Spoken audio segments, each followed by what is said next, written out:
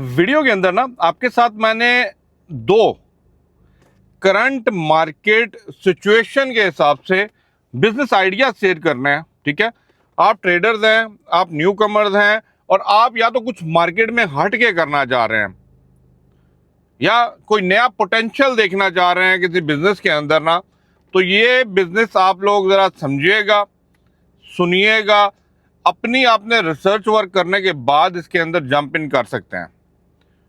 दो business idea हैं, number second में जो बताने हैं ना, वो लगेगा तो सही कि आपको आप जानते हैं, लेकिन उसके अंदर सब सेगमेंट्स हैं, उनको समझना है, क्योंकि उन चीज़ों को अगर टारगेट करेंगे ना, पर्टिकुलरली उन सर्विसेज को, आप ज़्यादा प्रॉफिटेबल हो सकते हैं मार्केट के अंदर।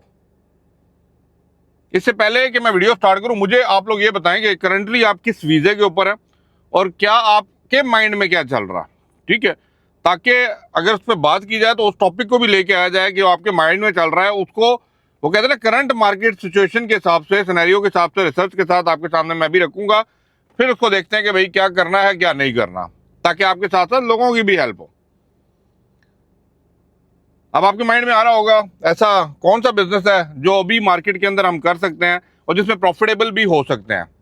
मैं उन बिजनेस की बात करूंगा जो करंट मार्केट सिचुएशन चल रही है ना, वो आप लोग बेहतर जानते हैं। वो करंट मार्केट सिचुएशन के हिसाब से आपको मार्केट के अंदर अपॉर्चुनिटी क्रिएट करके देगा, और ये वक्त की ज़रूरत है, लोगों को ये चाहिए, और इसके अंदर कुछ ज़्यादा बड़ी इन्वेस्टमेंट नहीं चाहिए। बहुत से लोगों को मैंने ये बिजनेसेस करते हुए देखा है। वाई नॉट बिकॉज कि उन लोगों का एजुकेशन, क्वालिफिकेशन या स्किल्स इस बिजनेस के अंदर थी, बट यस, उन लोगों ने आउटसोर्स करने के बाद इस बिजनेस को किया है and they are doing very well.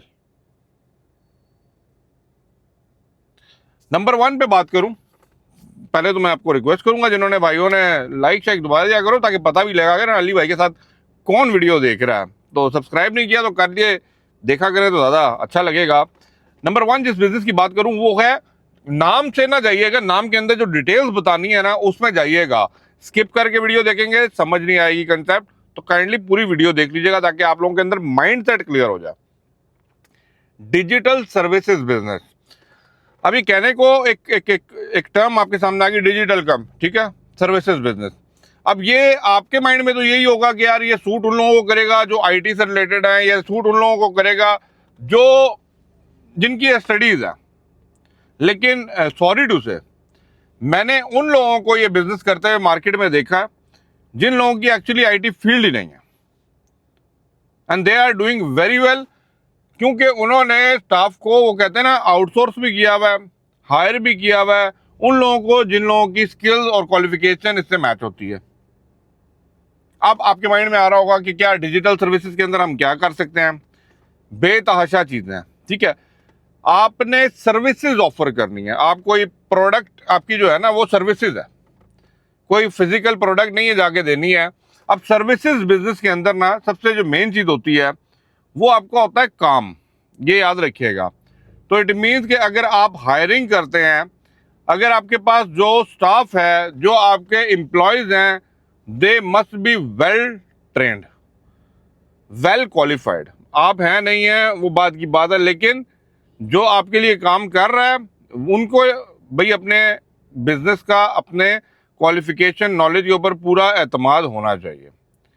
अब क्या कर सकते हैं, क्या सर्विसेज चाहिए डिजिटली, आपके माइंड में क्या आ रहा है। ठीक है, यूएई और दुबई की अभी करंट मार्केट के अंदर से आपसे बात करूँ, या गल्फ पूरा ले लें, तो यहाँ पे एआई ऑटोमेशन जो है ना बहुत ज़्यादा इस टाइम चल रहा है। इवन के भी आप देख रहे होंगे बहुत सी एआई टैक्सीज के ऊपर वीडियोस चल रही हैं। एआई को ऑर्गेनाइजेशंस के अंदर एक पर्टिकुलर बजट देने के बाद इम्प्लीमेंट किया जा रहा है, एक्सेप्ट किया जा रहा है, क्योंकि वक्त की ज़रूरत है और कंपनियां इसके अंदर पार्टिसिपेट कर रही हैं। वाई? बिकॉज वो आईएसओ सर्टिफिकेशन के बारे में आपने सुना होगा। अब बहुत जल्दी आप उसके अंदर भी जो है ना इन चीज़ों को देखेंगे कि जो कंपनियां ये जो टेक्नोलॉजी है इसको अपनी कंपनीज के अंदर इंट्रोड्यूस करवाएंगी, उनका वो कहते हैं ना फिर वो सर्टिफिकेशन के अंदर जो है ना ज़रा उतला मुकाम आ जाता है, तो उससे उन लोगों का भी फ़ायदा होता है।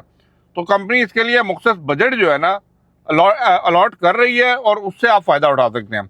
अब एआई ऑटोमेशन के बाद आप कर सकते हैं एसईओ, अगर आप जानते हैं, search engine optimisation, in sense of website कर लें, एप्लीकेशन कर लें, आप क्या सर्विसेज प्रोवाइड कर सकते हैं। अगर मैं बात करूं ना कि मार्केटिंग, डिजिटल मार्केटिंग एजेंसी आप बना के दें, आप लोगों को मार्केटिंग जो है ऑनलाइन सोशल मीडिया के थ्रू एक पैकेज और एक वो कहते हैं ना कि सोशल मीडिया हैंडलिंग बना के दें, ताकि लोग अपने बिजनेसेस को प्रमोट कर सकें, अपने बिजनेस को ऑनलाइन देख सकें। अब इसके अंदर और भी डिफरेंट चीजें आती हैं। फॉर एग्जाम्पल मैं बात करूं, अगर आप अकाउंट से रिलेटेड हैं, आपको डिजिटली ऑनलाइन बहुत से ऐसे सॉफ्टवेयर हैं जिसकी वो कहते हैं ना इंटीग्रेशन करनी होती है, कंपनीज के अंदर इंप्लीमेंट करना होता है, पुराने सॉफ्टवेयर को न्यू सॉफ्टवेयर के साथ इंटीग्रेट करके डाटा को ट्रांसफर करना होता है। ये वो बातें मैं बता रहा हूं जो एक्चुअली अभी मार्केट में चल रही हैं, जो एक्चुअली कंपनियों की जरूरत है। इन सब का जो वो कहते हैं ना बेस लाइन है, बेस लाइन वही है कि आप लोगों को जो है ना एआई, आप लोगों को डिजिटली सर्विसेज अपनी प्रोवाइड करनी है। उसके लिए आप लोगों ने अपना स्टाफ भी वही हायर करना है, एम्प्लॉय भी वही हायर करना है जो इसमें क्वालिफाइड है। अब यहाँ पे आपने बहुत सा सुना होगा, सॉफ्टवेयर हाउस के बारे में सुना होगा। इंडिया पाकिस्तान के अंदर से बहुत ज्यादा बड़े लेवल के ऊपर सॉफ्टवेयर हाउस ऑपरेट कर रहे हैं, जो ये सर्विसेज, एप्लीकेशन या वेबसाइट डेवलपमेंट करके दे रहे हैं कंपनीज को। इवन के वो कहते हैं ना आफ्टर सेल सर्विसेज या कस्टमर केयर सपोर्ट भी जो है ना आपकी आउटसोर्स हो रही है। इवन के बहुत बड़े लेवल के ऊपर इंडिया के अंदर काम चल रहा है।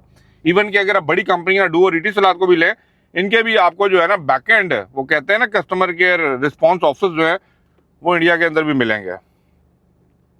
नंबर 2 बिजनेस के ऊपर, सॉरी थोड़ा सा लंबा हो गया लेकिन मैं माइंडसेट आपका क्लियर करना है। नंबर 2 पे बात करूं, रियल स्टेट सर्विसेज। अब यहां पे आप कहेंगे रियल स्टेट, ये सिर्फ बाइंग एंड सेलिंग की बात नहीं कर रहा, जरा तवज्जो फरमाइएगा। मुझे पता है रियल स्टेट का नाम आया, आप क्या एजेंट प्रॉपर्टी बेच दी, प्रॉपर्टी ले ली, अपना कमीशन उठाया, 5% उठाया, 2.5% उठाया, या कंपनी को 2.5 दिया, अपना 2.5 उठाया। ये तो है ही है, ये तो है ही है।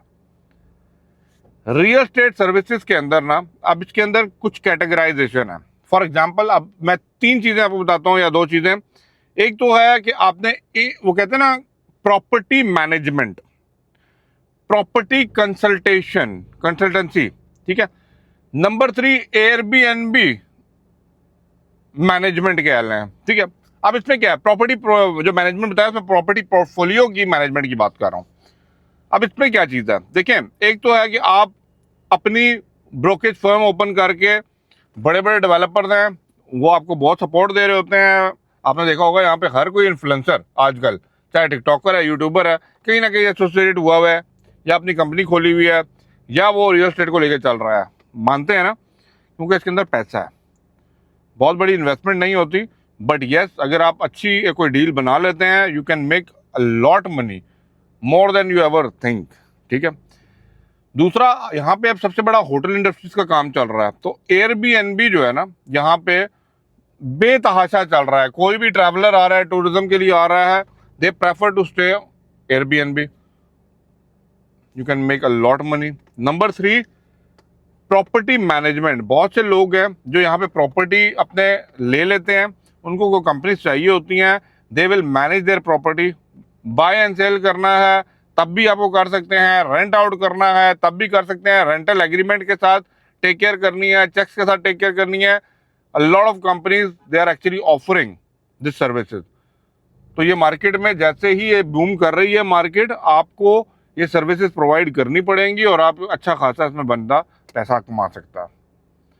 अगर वीडियो थोड़ी सी भी समझ आई हो तो काइंडली लाइक एंड शेयर कीजिएगा, मुझे अपना पॉइंट ऑफ व्यू दीजिएगा, आपके माइंड में कौन सा बिजनेस चल रहा है। Let's talk about this business in the further videos. Thank you for watching. अल्लाह हाफिज़।